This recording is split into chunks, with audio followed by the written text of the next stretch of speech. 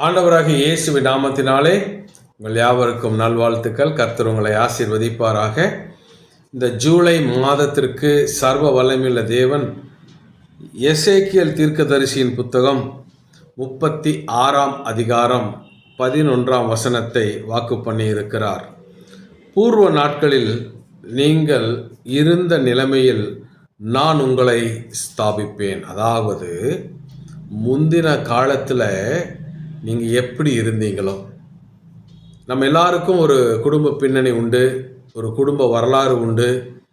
ஆக யோசிச்சு பாருங்கள், உங்களுடைய அப்பா அம்மா, அதுக்கு மூதாதையரான தாத்தா பாட்டி, அவங்களுடைய வாழ்க்கையில் இருந்ததான ஒரு நல்ல ஒரு வளமான ஒரு காலங்கள், அவங்களுக்கு இருந்த மேன்மைகள், அது ஒரு சிலருடைய வாழ்க்கையில் பார்த்திங்கன்னா ஏதோ ஒரு தவறினால், இல்லை ஏதோ ஒரு மனுஷிக துரோகத்தினால், அல்லது ஏதோ ஒரு பிசாசின் போராட்டத்தினால் அது சிதைக்கப்பட்டிருக்கும்.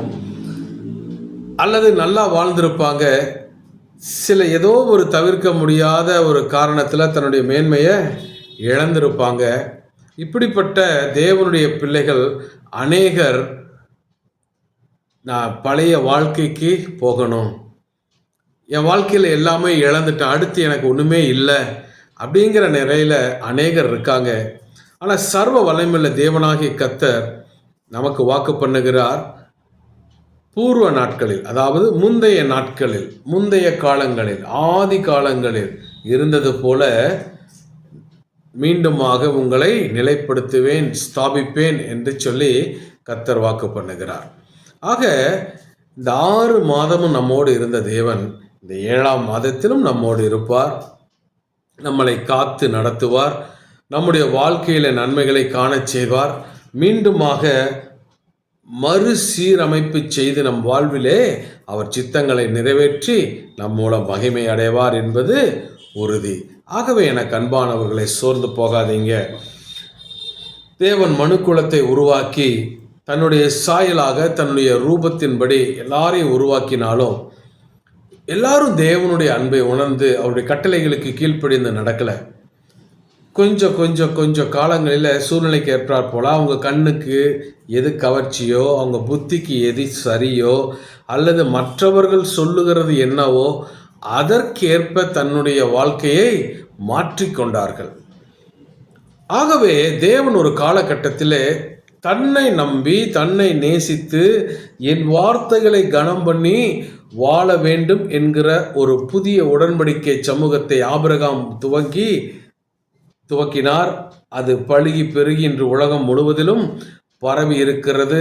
ஆகவே விசுவாசத்தின்படி நாமும் ஆபிரகாமின் சந்ததியாராக இன்றைய நாளிலே சேர்க்கப்பட்டு இருக்கிறோம். ஆகவே எனக்கு அன்பானவர்களே, ஒரு தலைமுறை மாறும் பொழுது, ஒரு வாக்குத்தத்தம் பெற்ற தலைமுறை, ஒரு தெய்வ பக்திக்குரிய தலைமுறை கர்த்தரை மகிமையாக சேவிக்கிறது. ஆனால் அந்த தலைமுறையில் உள்ள மூதாதையர்கள் மாறும் பொழுது அந்த பக்தியினுடைய சாரம், நம்பிக்கையினுடைய சாரம், தேவன் மேல் வைத்த அன்பினுடைய சாரம் குறைய ஆரம்பிக்கிறது. அப்படித்தான் ஆபிரகாம், ஈசாக்கு, யாக்கோபு என்ற முற்பிதாக்கள், அவர்களுக்கு பின்பு வந்த யோசேப்பு, அவருடைய மூதாதையர், அவருடைய சகோதரர்கள் எல்லாரும் மரித்து போனதுக்கு பிறகு கொஞ்சம் கொஞ்சமாக இந்த சந்ததி கர்த்தரை விட்டு விலகி தேசத்தில் எது கலாச்சாரமோ, தேசத்து மக்களுடைய நம்பிக்கை என்னவோ, அவர்கள் மொழி என்னவோ, அவர்களுடைய வாழ்வுக்கு அவர்கள் வாழுகிற நடைமுறை என்னவோ அப்படியாகவே இவர்களும் வாழ பழகிவிட்டார்கள். அது மாத்திரமல்ல, அவர்களிடத்திலிருந்து சிலை வணக்கங்களை கற்றுக்கொண்டார்கள். அவர்களிடத்திலிருந்து பெண் எடுத்து பெண் கொடுத்து தங்களுடைய ஒரு பாரம்பரியத்தை, அதாவது தேவனோடு அவர்கள் பண்ணியிருந்த அந்த உடன்படிக்கையை எல்லா மக்களிடத்திலும் அதை உடைத்து போட்டு நீர்த்து போக பண்ணினார்கள். இது போன்ற சூழ்நிலைகள் வரும் பொழுதெல்லாம் தேவன் பெலிஸ்தியர்கள் கையிலே, மீதியானியர்கள் கையிலே ஒப்பு கொடுக்கிறது வழக்கம். அதற்கு பின்பு அந்த கஷ்ட காலங்களிலே அவர்கள் மீண்டும் கர்த்தரை நோக்கி பார்ப்பார்கள். கர்த்தரை நோக்கி பார்த்த உடனே, தன் குழந்தை அழுகிறதை பார்த்த உடனே அந்த நல்ல தகப்பனுக்கு மனம் இறங்குகிறதுனாலே அவர் மீண்டுமாய் அவர்களுக்கு மன்னித்து மனம் திரும்புதலை கொடுத்து மீண்டும் அவர்கள் வாழ்க்கையை ஆசீர்வதிக்கிறார். அந்த தலைமுறை அப்படியாகவே போகிறது. அதற்கு பின்பு எழும்புகிறவர்கள் மீண்டுமாக தவறுகளை செய்கிறார்கள், தேவனை கோபம் மூட்டுகிறார்கள். இது வேதாகம் முழுவதிலும் அநேக இடங்களிலே எழுதப்பட்டிருக்கிறதை நாம் காண முடியும். அதற்கு பிறகு அசீரியர் வந்தார்கள், மீதியானியர்கள், கல்தேயர் வந்தார்கள். அவர்கள் என்ன பண்ணினாங்க, தேவனுடைய பிள்ளைகளை அடிமைகளாக பிடித்து கொண்டு போனார்கள். அப்படி அடிமைகளாக பிடித்து கொண்டு போகப்பட்ட மக்களுக்குள்ளிருந்து எசேக்கியேல் தீர்க்கதரிசியை கர்த்தர் எழுப்புகிறார். எனக்கு அன்பான கர்த்தருடைய பிள்ளைகளே, அவர் எழுப்பி அவர்களுக்கு கர்த்தருடைய வழிகளை போதிக்கிறார். அடுத்து நான் செய்ய போகிற காரியம் என்ன என்பதை குறித்து போதிக்கிறார். ஆகவே தேவன் நம்மை மீண்டுமாய் மறுசீரமைப்பு செய்ய விரும்புகிறார். ரிஸ்டோரேஷன் பண்ணி நம்மளுக்குன்னு ஒரு பெரிய ஒரு அடித்தளத்தை போட்டு கொடுத்து மீண்டும் அதன் மேல் ஒரு தேவ சந்ததியை கட்டி எழுப்ப விரும்புகிறார். ஆக ஆதி நாட்களிலே நம்முடைய வாழ்க்கை எப்படி இருந்தது, ரட்சிக்கப்பட்ட பொழுது நம்முடைய அனுபவம் எப்படி இருந்தது, நம்முடைய ஜெப வாழ்க்கை எப்படி இருந்தது, நம்முடைய வேத தியானம் எப்படி இருந்தது, நான் எப்படி தேவனை கனம் பண்ணி வாழ்ந்தேன், எப்படியாக தேவனுக்காக ஊழியம் செய்தேன், எப்படி கர்த்தருக்காக மரிக்கவும் ஆயத்தமாய் இருந்தேன், ஆனால் இன்று என்னுடைய வாழ்க்கையில் நான் அதை தொலைத்து போட்டேன் என்கிற நிலையிலே நம்மில் அநேகர் வாழ்ந்து கொண்டு இருக்கிறாங்க. தேவன் மேல் அன்பு இருக்கிறது, தேவன் மேல் விசுவாசம் இருக்கிறது, தேவனை மிகவும் பிடிக்கும், அவருடைய வார்த்தையை பிடிக்கும், சபைக்கு போகிறது பிடிக்கும், சபையினுடைய நிகழ்வுகளிலே கலந்து கொள்ளுகிறது பிடிக்கும். ஆனால் ஏதோ ஒரு இடத்துல சிக்கி கொண்டதன் நிமித்தம், ஏதோ ஒரு பாவத்தின் கீழாக சிக்கி கொண்டதன் நிமித்தம், ஏதோ ஒரு அந்நிய நுகத்தில் பிணைக்கப்பட்டதன் நிமித்தம் இன்று தேவனை விசுவாசித்து ஒரு வெற்றி வாழ்க்கை வாழ முடியாதபடிக்கு சிக்கி கொண்டிருக்கிற அநேகருக்கு கர்த்தருடைய வார்த்தை வருகிறது, நான் உங்களை மறுசீரமைப்பு செய்வேன், மீண்டும் ஆதி நிலையிலே உங்களை நிறுத்தி உங்களை ஸ்தாபிக்க நான் விரும்புகிறேன் என்று கர்த்தருடைய ஆவியானவர் சொல்லுகிறார். சங்கீதக்காரன் சொல்லுகிறார், சங்கீதம் 118 சங்கீதம் 18 வசனத்திலே, கர்த்தர் என்னை வெகுவாய் தண்டித்தும் என்னை சாவுக்கு ஒப்பு கொடுக்கவில்லை. ஆக தேவன் அன்பின் தேவன், அரவணைக்கிற தேவன். நாம் தவறும் பொழுது நமக்குள் ஒரு சிட்சையை கொடுக்கிறார். அதற்கும் நாம் கவனியாத பொழுது அடித்து சரி பண்ணியாகதும் தன்னுடைய மந்தைக்குள்ளாக சுதந்திரத்துக்குள்ளாக கொண்டு வர விரும்புகிறாரே தவிர நம்மை சாவுக்கு அவர் ஒப்பு கொடுப்பதை அவர் விரும்புவது இல்லை. அநேக நேரங்களிலே நாம் தவறு செய்துவிட்டு தேவனை குறை சொல்லுகிறோம், நாம் தேவன் மேல் பழி போடுகிறோம், நாம் தேவன் என்னை கைவிட்டார் என்று வாய் கூசாமல் அவரை பார்த்து நாம் குறை சொல்லுகிறோம். காரணம், அவருடைய அன்பு நமக்கு புரிவதில்லை. ஆக நாம் ஆதி நாட்களிலே எப்படி இருந்தோம் என்பதை இந்த செய்தியின் முடிவிலே நீங்கள் சீர்தூக்கி பார்த்து கர்த்தரிடத்தில் நெருங்கும் பொழுது கர்த்தர் உங்கள் வாழ்வில் நன்மைகளை கட்டளையிட்டு உங்களை ஆசீர்வதித்து மீண்டுமாய் உயர்த்த விரும்புகிறார். ஆகவே நம்முடைய உயர்வுக்கு, நம்முடைய நன்மைகளுக்கு, நம் வாழ்வில் அந்த எல்லா பிரச்சனைகளுக்கும் நாம தான் பொறுப்பாளியே தவிர கர்த்தர் இல்லை. கர்த்தர் நம்மை ஒவ்வொரு நாளும் ஆச்சரியமாக நடத்தி அற்புதங்களை செய்து நம்மை வாழ வைக்கவே விரும்புகிறார். ஆக கர்த்தரிடத்தில் திரும்புவோம். எந்த இடத்தில் அந்த அன்பை தொலைத்தோம், எந்த இடத்தில் வார்த்தைகளை தொலைத்தோம், எந்த இடத்தில் வார்த்தைக்கு கீழ்ப்படியாமல் போனோம், எந்த இடத்தில் பாவத்தை பார்த்து போனோம், எந்த இடத்திலே இச்சித்து போனோம், எந்த இடத்திலே தேவனுடைய வார்த்தையை தட்டிவிட்டு பிசாசின் வார்த்தைக்கு செவி கொடுத்தோம் என்பதையெல்லாம் சீர்தூக்கி பார்ப்போம். கர்த்தர் நம்மை ஆசீர்வதிப்பாராக. முதலாவது, பூர்வ நாட்களில் நாம் எப்படி இருந்தோம்? வெளிப்படுத்தல் 2 அதிகாரம் 4-5 வசனங்களை வாசிக்கும் பொழுது, நீ ஆதியில் கொண்டிருந்த அன்பை விட்டாய் என்று உன் பேரில் எனக்கு குறை உண்டு. ஆகையால் நீ என்ன நிலைமையிலிருந்து விழுந்தாய் என்பதை நினைத்து மனம் திரும்பி ஆதியில் செய்த கிரியைகளை செய்வாயாக என்று சொல்லி தேவன் அழைக்கிறார். ஆதியில் எவ்வளவா நாம் அன்பு கூர்ந்தோம். கர்த்தர் நம்மை தெரிந்து கொண்டார். ஆனாலும் நாம் அவரை தெரியாம தான் இந்த உலகத்துக்குள்ள வாழ்ந்து கொண்டிருந்தோம். ஆனால் ஒரு நாள் நம்மை சந்தித்தார். வார்த்தையின் மூலமாகவோ, போதகர் மூலமாகவோ, ஒரு துண்டு பிரதியின் மூலமாகவோ, கனவிலோ அல்லது நம் கடினமான சூழ்நிலைகள் வேலையிலோ எப்படியாகிலும் கர்த்தர் நம்மை சந்தித்தார். அவருடைய அன்பை விளங்க பண்ணினார், நம்மோடு பேசினார்.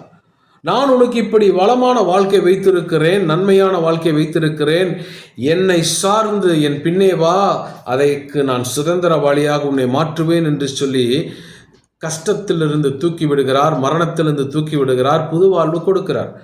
அன்று நமக்கு இருந்த அந்த அன்பு காலங்கள் போக போக போக போக அது நீர்த்து போகிறது. ஆகவே தேவன் நமக்கு ஒரு அறைகூவல் கொடுக்கிறார், மீண்டுமாய் என்னிடத்தில் வா. அநேக நேரங்கள் நிறைய தேவ பிள்ளைகள் வராததுக்கு காரணம் குற்ற உணர்வு. மீண்டும் நான் போனால் தேவன் ஏற்றுக்குவாரா, நான் இவ்வளோ பெரிய தப்பு பண்ணிட்டேனே, நான் என் வாழ்க்கையில் இப்படிலாம் நடந்துட்டேனே, இந்த நிலையில் என்ன அவரால் ஏற்றுக்க முடியுமா அப்படின்னு அவங்களுக்கு அவங்களே கேள்வி கேட்டு அவங்களுக்கு அவங்களே தீர்வு கண்டுபிடிக்க முடியாமல் அவங்களுக்குள்ளேயே மனசில் போட்டு உழப்பிட்டு இருக்கிற நிறைய பேர் இருக்காங்க. பிசாசு இன்னுமாய் சொல்லுவான், குற்ற உணர்வை அதிகப்படுத்தி தேவன் ஒரு கெட்டவர் போலவும் அவர் கடினமாய் நடத்துகிறவர் போலவும் அவரிடத்தில் போகாதே, அவர் உன்னை ஏற்றுக்கொள்ள மாட்டார், உன்னை ரிஜெக்ட் பண்ணிட்டார், நீ அவ்வளவு பெரிய பாவி என்றும் நமக்குள் ஒரு பெரிய பிம்பத்தை உண்டு பண்ணி கர்த்தருடைய அன்பை நாம் உணராதபடிக்கு பிசாசு கர்த்தரிடத்தில் சேருகிற வழியை அடைக்கிறான். ஆகவே எனக்கு அன்பானவர்களே, கர்த்தர் எப்படி இருக்கிறார் என்பதை இந்த காரியத்திலே நான் சொல்ல விரும்புகிறேன். ஒன்று, அவர் நம்மேல் அன்பாக இருக்கிறார். ஆதி நிலையிலே நாம் எப்படி அவரிடத்தில் அன்பு செலுத்தினோமோ அந்த அன்பை எதிர்பார்த்து காத்து கொண்டிருக்கிறார். ஒரு கணவன் மனைவி கல்யாணம் ஆன புதுசில் மிகவும் அன்பாக இருப்பாங்க, அந்யோன்யமாக இருப்பாங்க. ஒரு 10 வருஷம் ஆயிடுச்சு, குழந்தைங்க வந்துருச்சு, அவங்கள படிக்க வைக்கணும், பண தேவை, குடும்ப சுமை, அதுக்கப்புறம் அவங்களுக்குள்ளேயே நிறைய கருத்து வேறுபாடுகள் இதெல்லாம் வரும். அதுக்கப்புறம் வெளியே இருந்து சொந்தக்காரன் ஏதாவது சொல்லுவான், அவங்க பார்க்குறது, அவங்க நிறைவேறாத ஆசைகள், இதெல்லாம் வாழ்க்கைக்குள்ளே வந்த உடனே ஒரு 20 வருஷம் 15 வருஷம் ஆனானே அவங்களுக்குள்ள ஒரு சலிப்பு. ஆமாம், இவனை கட்டிக்கிட்டு நான் என்னத்தை கிழித்தேன், என்னத்தை கண்டேன் அப்படின்னு அந்த பொண்ணு சொல்லும்.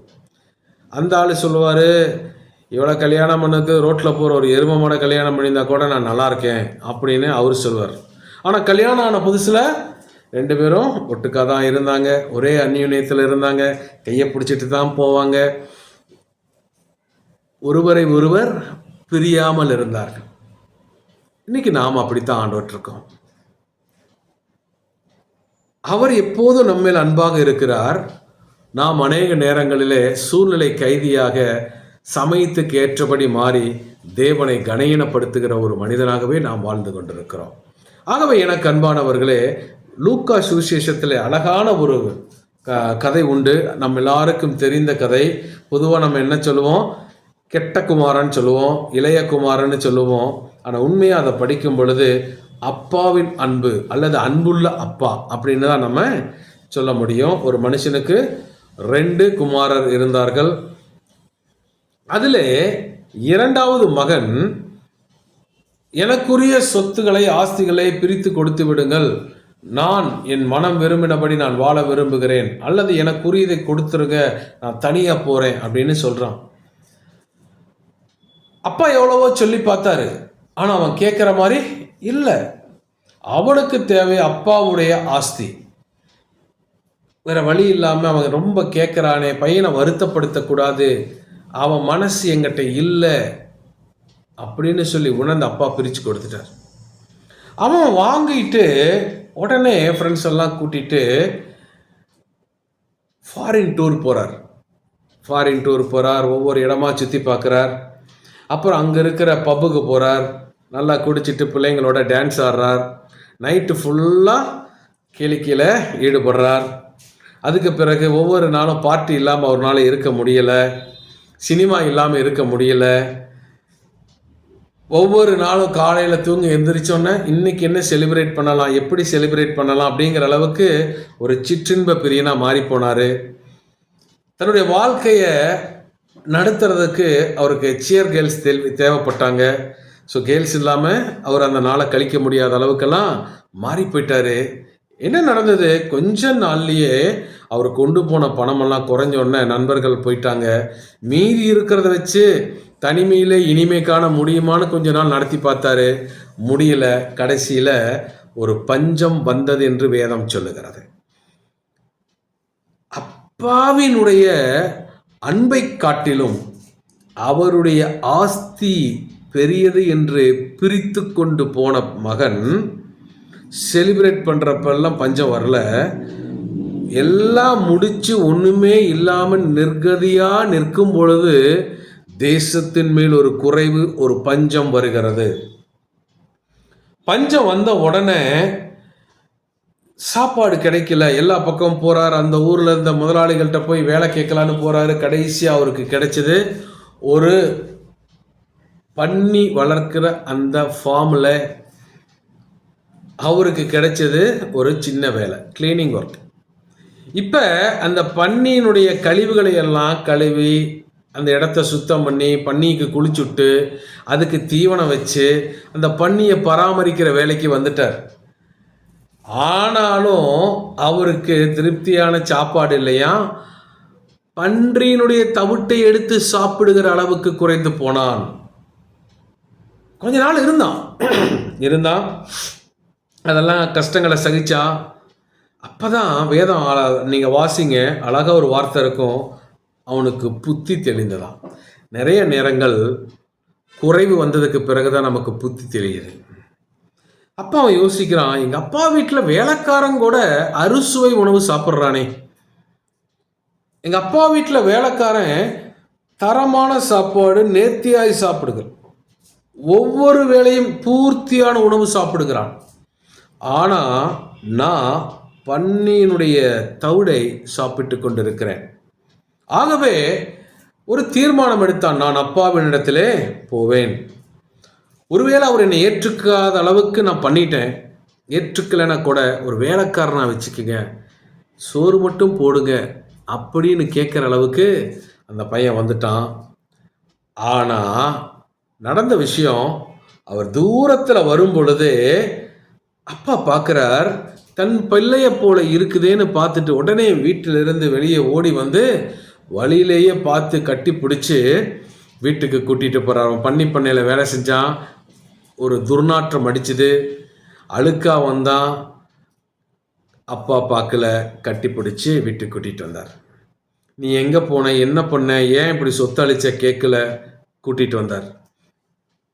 எனக்கு அன்பானவர்களே, என்ன புரிஞ்சுக்கிறோம், அந்த பையன் போனதுலேருந்து அப்பா மனசு தாங்கலை, அவனுக்காக ஏங்கி கொண்டிருந்தார், எப்போ வருவான்னு காத்துட்டு இருந்தார்.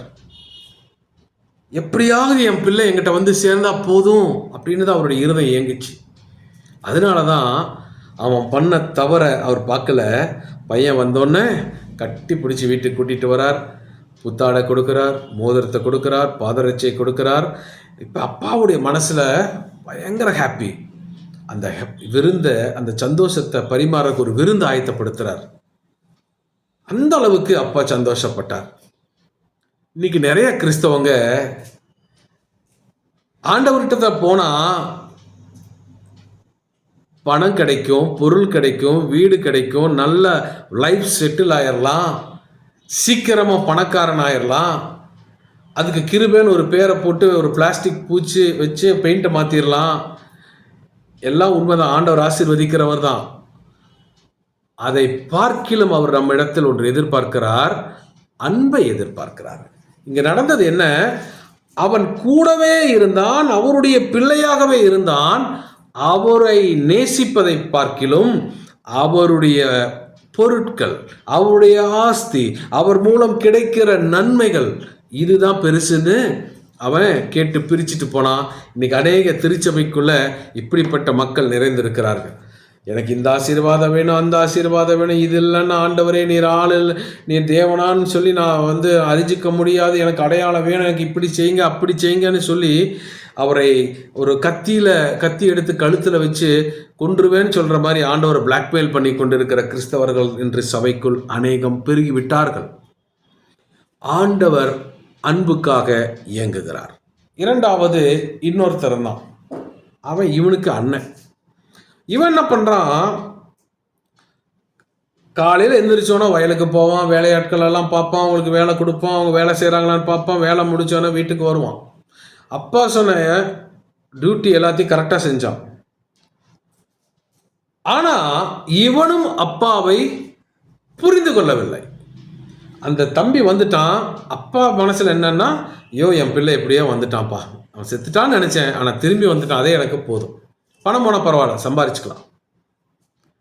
ஆனால் இவன் என்ன பண்ணுறான், அவன் வந்ததை என் வீட்டுக்கு வர, வீடெல்லாம் அலங்கரிச்சிருக்கு, வேலைக்காரனை கூப்பிட்டு கேட்குறான், என்னப்பா வீடெல்லாம் இன்னைக்கு வழக்கத்துக்கு மாறாக இருக்குது. ஆமாம், அவங்க தம்பி திரும்பி வந்துட்டார். தம்பி திரும்பி வந்துட்டாருன்னு சொன்னோன்னே இவனுக்கு பயங்கர கோபம் வந்துருச்சு. உடனே வீட்டுக்குள்ளே போகல, வெளியே நின்ட்டான். உடனே அப்பா என்ன பண்ணுறாரு, இவனை பார்க்கறதுக்கும் வெளியே வராரு. இறங்கி வெளியே வந்து வீதிக்கு வந்து நின்று, அப்பா நீ கோச்சிக்காத, ஏன் இவ்வளோ கோபமாக இருக்க, உன் தம்பி திரும்பி வந்துட்டான், அதனால் நான் என்னுடைய சந்தோஷத்தை நான் வெளிப்படுத்தினேன், அதுக்கு தான் இந்த விருந்து எல்லாம் பேசி பார்க்குறாரு. ஆனால் அவன் சொல்கிறான், இத்தனை வருஷமாக நான் உங்களுக்கு கடினமாக உழைச்சனே, எனக்கு என்ன நீங்கள் ஒரு சம்பளம் கொடுத்துருப்பீங்களா, அடிமை போல தானே நீங்கள் என்னை வச்சுருந்தீங்க அப்படிங்கிறத சொல்கிறான். இரண்டாவது, நான் எல்லா நிலையிலும் உங்கள் வார்த்தைக்கு நான் கீழ்ப்படிச்சேன், ஒரு தடவை கூட உங்களை எதிர்த்து பேசலை. ஆனால் நீங்கள் என்ன பண்ணினீங்க, என்னை கனப்படுத்தாமல் என் ஃப்ரெண்ட்ஸ் எல்லாம் வீட்டுக்கு கூப்பிட்டு ஒரு டின்னர் கொடுக்குறக்கோ ஒரு பார்ட்டி பண்ணுறக்கோ எனக்கு நீங்கள் காசு கொடுக்கல. ஆனால் வீட்டுக்கு வெளியே ஒரு ஆட்டை அடித்து ஒரு பார்பிக்யூ பண்ணுறதுக்கு கூட நீங்கள் எனக்கு காசு கொடுக்கல, என்ன நீங்கள் கனம் பண்ணலை, என்ன நீங்கள் அடிமை மாதிரி நடத்துகிறீங்க அப்படின்னு சொல்கிறேன். ஒரு ஹோட்டல் போகணும், ஒரு பிக்னிக் போகணும், டூர் போகணும் அப்படின்னு கூட நான் நினச்சேன், என் ஃப்ரெண்ட்ஸ் எல்லாம் கூப்பிட்டாங்க, ஆனால் அதுக்கு கூட நீங்கள் என்னை அனுமதிக்கலை. சர்ச்சுன்னு சர்ச்சுக்குள்ளேயே அடைச்சி வச்சுட்டீங்க, அது உலகம்னு என்னை பிரித்து வச்சுட்டீங்க, என்னை வெளியவே விடலை அப்படின்னு சொல்கிறோம். ஆக என்ன சொல்ல வரான், என்ன நீங்கள் நல்லா வேலை வாங்கி கசக்கி புழிஞ்சிட்டீங்க, எனக்கு ஒரு சம்பளம் கொடுக்கல. அடுத்தது, எனக்குன்னு ஒரு சுதந்திரம் கொடுக்கல, எனக்குன்னு ஒரு விருப்பம் இருக்குது, எனக்குன்னு சந்தோஷம் இருக்குது, ஆனால் அதை செய்கிறதுக்கு நீங்கள் எதுவுமே நீங்கள் செய்யலை, எனக்கு நீங்கள் அந்த சந்தோஷத்தெல்லாம் கொடுக்காத ஒரு கடின மனிதன் என்று சொல்லுகிறான். பாருங்க, முதலாவது பையன் எல்லா ஆஸ்தியும் சண்டை போட்டு வாங்கி போய் அழிச்சிட்டு வந்தான். இரண்டாவது பையன் அப்படி சண்டை போடல, கூடவே தான் இருந்தான், சொல்கிற வேலையே கேட்டான். ஆனால் அப்பா சொல்கிறாரு, மகனே எனக்குள்ளதெல்லாம் உன்னுடையதாக இருக்கிறதுன்னு சொல்கிறார். ஆக உன்னோட பார்ட்டும் உன்னோடது, என்னோட பார்ட்டும் உன்னோடது. ஆக ரெண்டு பார்ட்டுமா எனக்கு இப்போ இருக்கிறது எல்லாமே உன்னுடையது தான், நீ வாழ்ந்து அனுபவின்னு சொல்லி உள்ளே கூப்பிட்றாரு. ஆனால் அவன் உள்ளே வர மறுக்கிறான். காரணம் என்ன, என்னை ஆண்டவர் கனம் பண்ணலை, நான் ஆண்டவருக்காக ஓடினனே, ஆண்டவருக்காக இவ்வளோ ஊழியம் செஞ்சனே, ஆண்டவருக்காக இவ்வளோ காணிக்கை கொடுத்தனே, இத்தனை பேருக்கு நான் ட்ராக்ஸ் கொடுத்துருப்பேன், எவ்வளோ பெரிய ஊழியங்களை செஞ்சுருப்பேன், எவ்வளோ அவமானத்தை சகிச்சிருப்பேன், ஆனால் ஆண்டவர் என்ன கனம் பண்ணலை. உண்மையில் இவனும் ஆண்டவரை, அவருடைய அன்பை, இருதயத்தை புரிந்து கொள்ளவில்லை. என்ன சொல்கிறான், தகப்பன் மேல் அநேக குற்றச்சாட்டு வைக்கிறான். அடுத்தது, சகோதரனுடைய பாவங்களை அப்பாவே திட்டலை, ஆனால் இவன் பட்டியல் எடுக்கிறான். வேசிகளிடத்தில் போய் எல்லாத்தையும் அழிச்சு போட்டவனுக்கு ஒரு பார்ட்டி வச்சு அவனை செலிப்ரேட் பண்ணி அவனை தூக்கி நிறுத்துறையே, நீ எல்லாம் ஒரு அப்பனான்னு சொல்லி திட்டுறான். மூணாவது, கடைசி வரைக்கும் அப்பா எவ்வளவோ பேசியும் அப்பா அவனுடைய இருதயத்தை புரிந்து கொள்ளவர். இன்னைக்கு சபைக்குள்ள இப்படிப்பட்ட அநேக மக்கள் இருக்கிறாங்க, இன்னைக்கு சமுதாயத்தில் இப்படிப்பட்ட மக்கள் இருக்கிறாங்க. நாம் யார் என்று யோசித்து பார்ப்போம். ரட்சிக்கப்பட்டிருக்கிறோம், இரத்தத்தால் கழுவப்பட்டிருக்கிறோம், புதிய ஒரு வாழும்படிக்கு நமக்கு ஒரு விருப்பம் உண்டு. ஆனால் அழைத்த அப்பாவினுடைய இருதயத்தை புரிந்து கொள்ளக்கூடிய திராணி மட்டும் நமக்கு இல்லை. ஒருவன் கூட இருக்கும் பொழுதே அவரை நேசிக்காமல் அவரை குத்தி குத்தி கொன்று அவருடைய உணர்வுகளை கொண்டு ஆஸ்தியை வாங்கி போனான். இன்னொருவன் கூடவே இருந்தான், அவன் கடைசி வரைக்கும் தனக்கு ஒரு கணம், தனக்கு ஒரு மேன்மை, எனக்கு ஒரு இன்பம் கிடைக்கலன்னு சொல்லி கடைசி வரைக்கும் அவனும் குற்றம் சொல்லி அப்பாவினுடைய அன்பை நிராகரித்தான். இன்று தேவன் உங்களை பார்த்து, என்னை பார்த்து சொல்லுகிற ஒரு வார்த்தை, என்னுடைய அன்புக்குள்ளவா, என் அன்பை புரிந்து கொள். நான் இன்றும், எவ்வளவு தூரம் போனாலும் சரி, இன்றும் உனக்காக நான் காத்திருக்கிறேன். மீண்டும் வா, மீண்டும் உன்னை சுத்திகரிப்பேன், மீண்டும் உன்னை கழுவுவேன், மீண்டும் உனக்கு புது வஸ்திரம் கொடுப்பேன், மீண்டும் உனக்கு மோதிரத்தை போடுவேன், மீண்டும் உனக்கு பாதரட்சிகளை கொடுத்து ஒரு பெரிய பந்தியை ஆயத்தப்படுத்துவேன். இந்த பூமியிலும் உனக்கு கனம்படுத்துவேன், விண்ணரசிலும் உனக்கு ஒரு கனம் உண்டு, வா என்று தேவன் நம்மை அழைக்கிறார். ஆகவே அப்பாவின் அன்பை உணர்ந்து ஆண்டவரிடத்தில் திரும்புவோம். கர்த்தர் நம்மோடு கூட இருப்பாராக. இரண்டாவதாக, பூர்வ காலத்தை நினை. உபாகமம் 32:7 வாசிக்கும் பொழுது, பூர்வ காலத்தை நினை, பழைய காலங்களே, ஆதி காலங்களிலே நடந்த காரியங்களை நினை, தலைமுறை தலைமுறையாக நான் செய்ததை நினைத்துப்பார் என்று கர்த்தர் அந்த வசனத்திலே சொல்லுகிறார். ஏசாயா 46:9 சொல்லுகிறது, முந்தின காலத்தில், அதாவது முந்தி பூர்வ காலத்தில் நடந்தவைகளை நினையுங்கள். சங்கீதம் 77:11-12 வாசிக்கிறோம், கர்த்தருடைய செயல்களை நினைவு கூறுவேன், உம்முடைய பூர்வ காலத்து அதிசயங்களை நினைவு கூறுவேன், உம்முடைய கிரியைகளையெல்லாம் தியானித்து உம்முடைய செயல்களையெல்லாம் யோசிப்பேன் என்று பக்தன் சொல்லுகிறான். சங்கீதம் 143:3-4-5 சொல்லுது, சத்துரு என் ஆத்துமாவை தொடர்ந்து என் பிராணனை தரையோடு நசுக்கி வெகு காலத்திற்கு முன் மரித்தவர்கள் போல் என்னை இருளில் இருக்க பண்ணுகிறான். என் ஆவி என்னில் தேங்குகிறது, என் இருதயம் எனக்குள் சோர்ந்து போகிறது.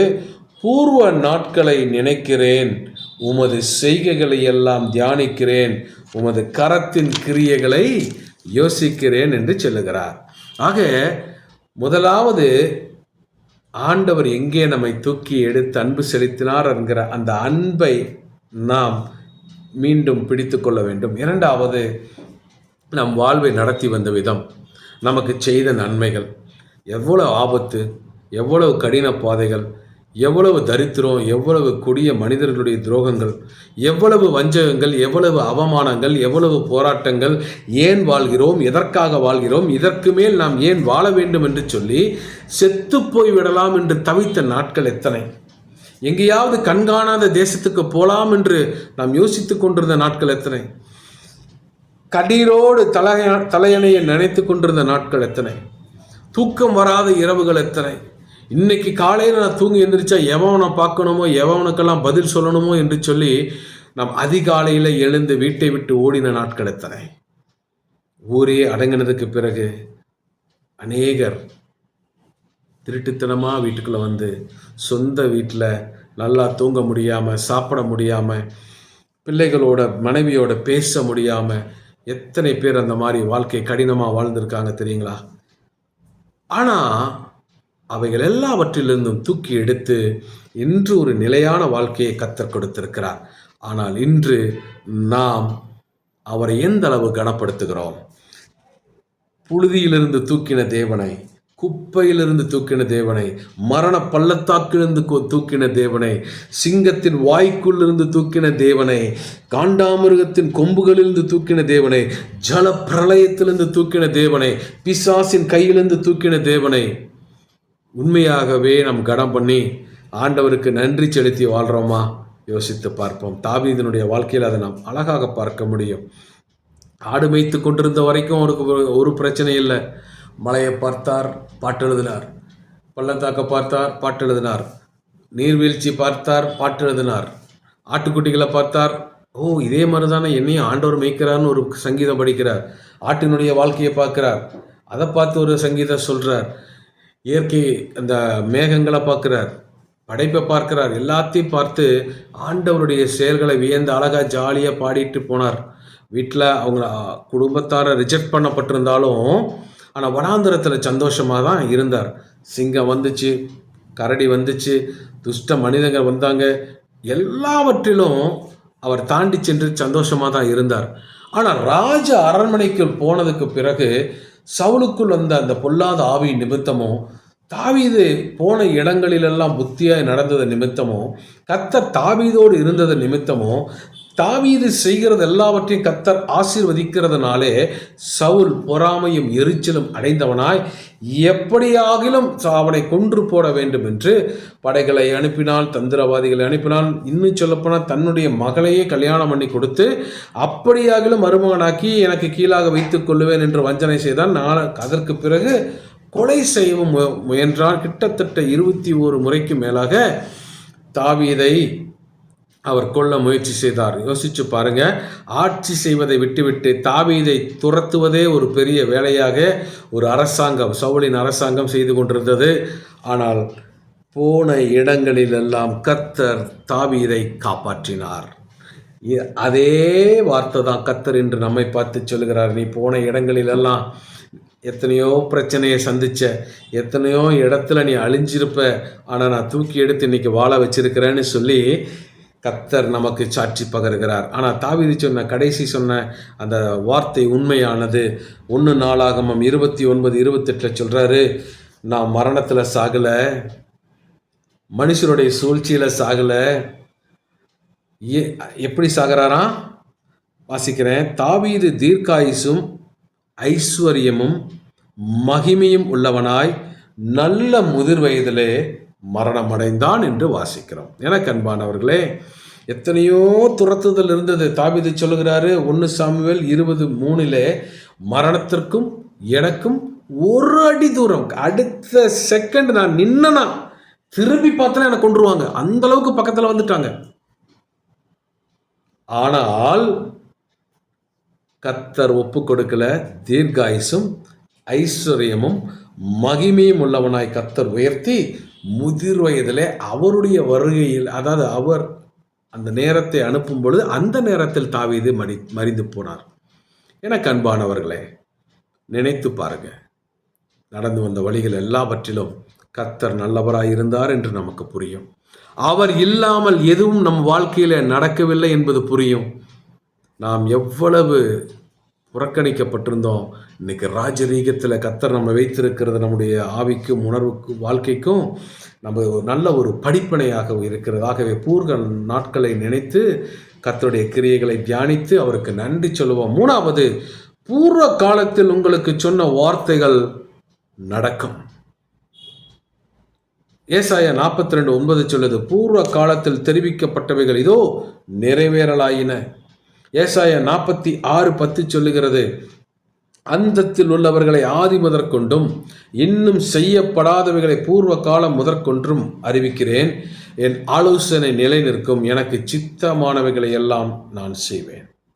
ஏசாயா 48:3 சொல்லுகிறது, பூர்வ காலத்தில் நடந்தவைகளை ஆதி முதல் அறிவித்தேன், அவைகளின் வாயிலிருந்து பிறந்தன, அவைகளை வெளிப்படுத்தினேன், அவைகளை சடுதியாய் செய்தேன், அவைகள் நடந்தன.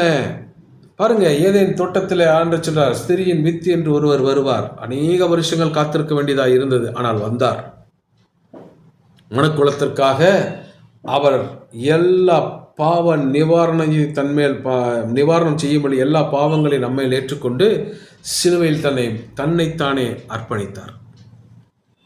பிசாசின் தலையை நசுக்கி மனுக்குலத்திற்கு பெரிய ரட்சிப்பை கொண்டு வந்தார். மீண்டும் வருவேன் என்று விண்ணகத்துக்கு எடுத்துக்கொள்ளப்படும் பொழுது வாக்குத்தத்தம் பண்ணி போனார். இன்று வருகையின் நாட்களிலே இருக்கிறோம், நிச்சயமாக அவர் வருவார். ஆக இந்த இயேசுவை குறித்து சொன்ன வார்த்தைகள் எப்படி நிறைவேறினதோ அதே தேவன் நம்மை குறித்து சொன்ன வார்த்தைகள் நிறைவேறும். நாம் கஷ்டத்தில் இருந்தபொழுது, கவலையில் இருந்த பொழுது, அல்லது நம்ம பிறக்கும் பொழுதே இந்த குழந்தை இப்படி இருக்கும் என்று தேவன் உங்கள் பெற்றோருக்கு சொன்ன வார்த்தை முதற்கொண்டு நேற்றைய நாளிலே நீங்கள் மனம் சோர்ந்து உட்கார்ந்திருந்த பொழுது உங்களுக்கு வந்த தேவனால் அனுப்பப்பட்ட வார்த்தை முதற்கொண்டு எல்லாம் வருகிற நாட்களிலே நிறைவேறும் என்பது உண்மை. எந்த வார்த்தையும் நிறைவேறாமல் கீழே விழுவதில்லை. கர்த்தருடைய வார்த்தை ஒருபோதும் அழிவது இல்லை, ஒருபோதும் ஒளிந்து போவதும் இல்லை.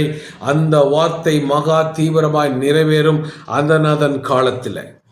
ஆகவே அநேக தேவனுடைய பிள்ளைகள், ஐயோ எனக்கு வேலை கிடைக்கல, ஆனால் வேலை தரேன்னு சொல்லி ஆண்டவர் சொன்னார், அந்த ஊழியக்காரர் சொன்னார், ஆனால் இன்னைக்கு வரைக்கும் விசுவாசிக்கிற ஒரு நல்ல வேலை கிடைக்கல, எனக்கு நல்ல மனைவி வருவான்னு சொல்லி காத்திருக்கிறேன், நல்ல ஒரு மனைவி வரல, எனக்கு இன்னும் திருமண காரியம் கைகூடி வரல, நல்ல வேலையில் இருக்கிற ஒரு கணவன் வருவான், அவன் போவாசை போல வந்து என்னுடைய வாழ்வை கட்டுவான் என்று காத்திருக்கிற அநேக கன்னிகைகள் இருக்கிறார்கள். கர்ப்பம் எனக்குள் உதிக்க வேண்டும் என்று காத்திருக்கிற அநேக தம்பதிகள் இருக்கிறார்கள். என் வாழ்க்கையில ஆண்டவர் சொன்ன வார்த்தை எதுவுமே நடக்கல, அடுத்து என்னன்னு எனக்கு வழி தெரியல அப்படின்னு சொல்லி கலங்கி கொண்டிருக்கிறவங்க இருக்கிறாங்க. ஆனால் கர்த்தருடைய வார்த்தை நிச்சயமாக நிறைவேறும். அவர் உங்களுக்கு சொன்னதை செய்யும் அளவும் உங்களை கைவிடுவது இல்லை. அவர் வார்த்தை தீவிரமாய் நிறைவேறுகிற காலம் வந்திருக்கிறது. உலகத்தின் கடைசிக்கு நாம நகர்ந்துட்டு இருக்கோம்.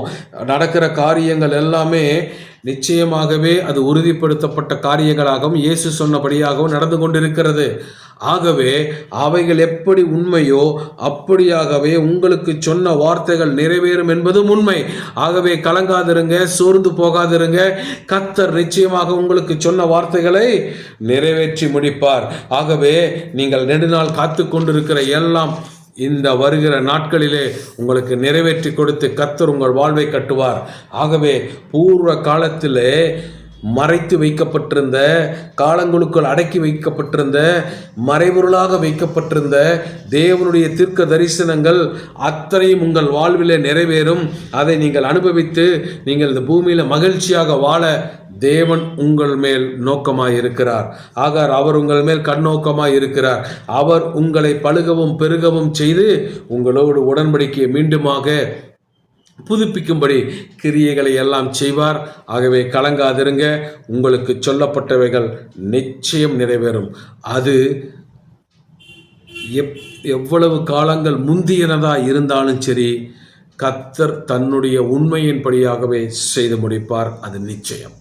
நான்காவதாக, கடைசியாக, பூர்வ காலத்தில் இருந்ததைப் போலவே உங்களை ஆசீர்வதிப்பேன். முதலாவது நாம் புரிந்து கொள்ள வேண்டும், பூர்வ காலத்தில் இருந்ததைப் போலவே, ஆதி நாட்களில் நாம் இருந்ததைப் போலவே நம்மை ஆசீர்வதிப்பாராம். யோபு 1ஆம் அதிகாரத்தில் நம்ம வாசிக்கிறோம், யோபு இப்படிப்பட்ட பெரிய பணக்காரனாக இருந்தார், இவ்வளவு மேன்மையாக இருந்தார், இவ்வளவு கனமுள்ளவனாக இருந்தார், இவ்வளவு மிருக ஜீவன்கள் இருந்தது, டைரி இருந்துச்சு, நிறைய பால்கள் பிஸ்னஸ் இருந்துச்சு, பன்னீர் செஞ்சாங்க, தயிர் செஞ்சாங்க, ஒட்டகங்கள் இருந்தது, அவங்கள்ட்ட கழுதைகள் டிரான்ஸ்போர்ட்டுக்கு பெரிய பெரிய டிரான்ஸ்போர்ட்டிங் வெஹிக்கிளான கழுதைகள் எல்லாம் இருந்துச்சு, விவசாயிகள் இருந்தாங்க, அவங்களெல்லாம் நிறைய விளைவிச்சாங்க. கிட்டத்தட்ட பூமியிலுடைய மிகப்பெரிய ஒரு பணக்காரன். எல்லா தரப்பு தொழிலும் அவருக்குள்ளே இருந்துச்சு. அதே யோபுவினுடைய வாழ்க்கையில் பிசாசு ஒரு பெரிய நஷ்டத்தை கொண்டு வந்தான். பிசாசு கொடிய விதத்தில் அவனை யோபுவை தாக்கினார். கொடிய வியாதி வந்தது. மனைவி கோபிச்சிட்டு போயிட்டா. எல்லா சொத்துக்களையும் இழந்து போனார். நண்பர்கள் வந்தாங்க, துவக்கத்தில் ஆறுதல் சொல்கிற மாதிரி இருந்தாலும் கடைசி வரைக்கும் அவங்க அவரை குற்றவாளி என்றே நியாயம் தீர்த்து கொண்டிருந்தாங்க. அவரை குறைத்து மதிப்பிட்டாங்க. அவங்க வாழ்க்கையை கரைப்படுத்தி பேசினார்கள். நீ நியாய தீர்ப்புக்குரிய துன்மார்க்கன், நீ ஏதோ அந்தரங்க பாவத்தை செய்திருக்கிறாய் என்று குற்றம் சொன்னார்கள். எல்லா உதவியும் இழந்துட்டாரு. எல்லாத்துக்கும் மேலே புத்திர சோகம் பெரியது. எல்லா பிள்ளைகளையும் ஒரே நாளில் இழந்தார். ஆனாலும் யோபு தேவன் மேல இருந்த நம்பிக்கையை விடவில்லை. பிசாசு ஒரு மனிதனை சிதைத்து போட்டதன் அடையாளம் யோபு. அதை பார்க்கிலும் கொடிய வேதனையை ஏற்றுக்கொண்டு கிறிஸ்து கல்வாரியிலே அடிக்கப்பட்டார். அதன் நிமித்தம் இன்று நாம் சுகமாய் வாழுகிறோம். ஆக 42ஆம் அதிகாரம் யோபுக்கு வரும் பொழுது தேவன் முன்னிருந்த எல்லாவற்றை பார்க்கலும் இரண்டத்தனையாக யோபுவுக்கு ஆசீர்வதித்து கொடுத்தார் என்று வாசிக்கிறோம். ஆக 1ஆம் அதிகாரத்துக்கும் 42ஆம் அதிகாரத்துக்கும் இடையில நீங்கள் வாசித்து பாருங்க. யோபுவினுடைய வாழ்க்கையில் அத்தனை மேன்மைகளும் இருந்தது, அவ்வளவு அவமானங்களும் கனவீனங்களும் இருந்தது. இவைகள் எல்லாவற்றையும் தாண்டி யோபுவை கர்த்தர் ஆசீர்வதித்தனுடைய அர்த்தம் காரியம் ஒன்று உண்டு. அவர் ஒன்று கஷ்டத்தின் வேளையிலும் கர்த்தரை நம்பியிருந்தார். பாதியில் விடல, வருதுனார். எனக்கு சாவுந்தா கூட பரவாயில்ல, நான் கர்ப்பத்தில் தோன்றாமல் இருந்தா கூட பரவாயில்ல, நான் பிறந்தேன்னு சொல்லி எங்கள் அப்பாவுக்கு ஒருத்தவன் செய்தி சொல்ல போயிருப்பான்ல, அதாவது இன்னைக்கு மாதிரி ஃபோன் இல்லை, உடனே நம்ம ஃபோட்டோ எடுத்து வீடியோ எடுத்து ஸ்டேட்டஸ் வைக்கிறதுக்கு, ஃப்ரெண்ட்ஸுக்கு அனுப்புறதுக்கு. இன்னைக்கு இருக்கிற மாதிரி மொபைல் இல்லை. குழந்தை பிறந்துருச்சுன்னா ஒரு ஆள் அனுப்புவாங்க, அவங்க போய் சொல்லிட்டு வருவாங்க. அவன் சொல்கிறான், அந்த செய்தி சொல்லி விட்டான், அவன் ஜபிக்கப்பட்டவன், அந்த நாள் ஜபிக்கப்பட்டது அப்படிங்கிறது முழுக்க முழுக்க விரக்தியின் உச்சத்துக்கே போயிட்டார். ஆனாலும் கத்தரை நம்பினார். நான் கொன்று போட்டாலும் கத்தர் மேலே நம்பிக்கையாக இருப்பேன், அந்த நம்பிக்கையாக இருந்தார். அந்த உபத்திரவத்துக்கு மத்தியிலையும் மற்றவர்களுக்காக ஜெபிக்கிற அளவுக்கு அவருக்குள்ள ஒரு பலன் இருந்துச்சு. எனக்கு அன்பான கர்த்தருடைய பிள்ளைகளே, உங்களுடைய வாழ்க்கையில் எதை நீங்கள் இழந்திருந்தாலும் சரி, எவ்வளவு மேன்மையாக இருந்தேன், எவ்வளவு செல்வ திரட்சியில் இருந்தேன், என் வாழ்க்கையில் நான் பணத்தை எண்ணி பார்த்தது கிடையாது, அவ்வளவு கட்டுக்கட்டாக இறைஞ்சி கிடந்தது, என் கால்கடியில் அவ்வளவு கட்டு கிடக்குங்கிற சொல்கிற எத்தனையோ பேரை நம்ம பார்க்குறோம். ஆனால் அவங்க ஒரு இழப்புக்குள்ளே வரும் பொழுது எவ்வளவு போராட்டம், எவ்வளவு அவமானம், எவ்வளவு துன்புறுத்தல்களுக்கு உள்ளானாங்கிறதையும் நம்முடைய சுற்றி இருக்கிற மனிதர்கள் மூலமாக அறிந்து கொள்கிறோம். ஆனால் கர்த்தர் உண்மையுள்ளவர், மீண்டுமாய் ஒரு வாழ்வு கொடுத்து ஆசீர்வதிக்க விரும்புகிறார். ஆகவே முன் இருந்ததை விட அதிக ஒரு ஆசீர்வாதத்திற்கு தேவன் நகர்த்த விரும்புகிறார். யோபுக்கு இரட்டிப்பாய் கொடுத்தார். ஒன்று அவர் ஏற்கனவே வச்சிருந்தது, இன்னொன்று நான் சொல்கிறேன், அவர் இழந்தார் இல்லையா, அந்த இழந்த அந்த குறிப்பிட்ட காலத்தில் அவருக்கு ஒரு பிஸ்னஸ் நடந்திருந்தா அதுலேருந்து எவ்வளோ ரிட்டர்ன்ஸ் வந்திருக்குமோ அது அத்தனையும் பெனால்ட்டியோட கர்த்தர் அதிகமாக கொடுத்துருப்பார் நான் நம்புகிறேன். வந்தவங்க எல்லாரும், அவரை பார்க்க வந்தவங்க எல்லாரும் ஒவ்வொரு கோல்டு காயின் எடுத்துகிட்டு வந்தாங்க. இழந்து போன மகிமையெல்லாம் திரும்ப வந்துச்சு. அதை போலவே உங்கள் வாழ்க்கையிலும் செய்வார். பூர்வ நாட்களில் நீங்கள் இருந்ததைப் போலவே கர்த்தர் உங்களை ஆசீர்வதிக்க விரும்புகிறார். ஆக 4 காரியம் சொன்னேன். 1, ஆண்டவருடைய அன்பை எங்கே விட்டீங்களோ அதை புதுப்பித்து கொள்ளுங்க. மனம் திரும்பி அவருடைய அன்பை உணர்ந்து அவரிடத்தில் சென்று உங்கள் அன்பை பரிமாறுங்கள் என்று சொன்னேன். 2வது, கடந்த காலங்களை எல்லாம் நினைவு கூர்ந்து ஆண்டவர் உங்களை நடத்தின விதங்களுக்காக நன்றி செலுத்தி துதியுங்கள் என்று சொன்னேன். பூர்வ காலம் துவங்கி எத்தனையோ நான் ஊழியர்கள்ட்ட ஜெபிக்கிறேன், எத்தனையோ வார்த்தைகளுக்காய் கர்த்தர் எனக்கு வாக்கு பண்ணியிருக்கிறார், ஆனால் என் வாழ்க்கையில் நல்லதே நடக்கலை பிரதர்னு சொல்கிறீங்களா? கர்த்தர் உங்களுக்கு சொன்னவைகள் நிறைவேறும். அவர் உங்களுக்கு சொன்னதை செய்யும் அளவும் உங்களை கைவிடுவதில்லை. ஆகவே உங்களுடைய வாழ்க்கையில் உங்கள் விசுவாசத்தை நீங்கள் விட்டுவிடாமல் இருங்கள்.